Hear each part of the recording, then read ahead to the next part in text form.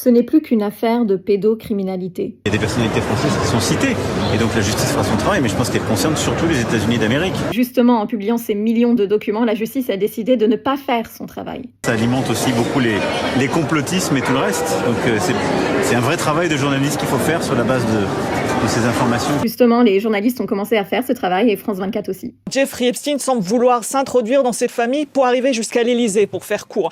On peut voir notamment plus d'une dizaine de messages où les secrétaires de Jeffrey Epstein disent Jeffrey Epstein insiste pour vous payer votre abonnement à la piscine à Caroline Lang. Là, on voit un message où il s'agit d'organiser une fête, une remise de prix d'architecture.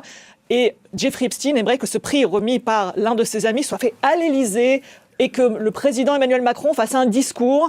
Et finalement, ça s'est effectué ainsi, après plusieurs mails, ça s'est bien déroulé. Donc, pour résumer, Jeffrey demande à Jack et Caroline s'ils peuvent organiser une remise de prix pour leur ami Thomas en présence d'Emmanuel. Sauf que là, ils ne font pas appel au président du Country Club, c'est le président de la République française. Qui est Thomas? Thomas Pritzker, c'est l'héritier milliardaire à la tête de la chaîne d'hôtels Hyatt. Il est aussi accusé de violences sexuelles dans le dossier Epstein. Donc 3 questions se posent. Est-ce que le président de la République n'avait pas autre chose à faire ce jour-là? Deuxièmement, à quoi a servi l'argent versé de Epstein à Jack Lang dans la société offshore? Mis à part le président, à qui d'autre Jack Lang a-t-il donné accès? Je m'appelle Julie, je suis journaliste et vous pouvez me suivre si vous aussi vous avez envie de poser cette question, de la rajouter au débat. Parce que c'est aussi le rôle des journalistes.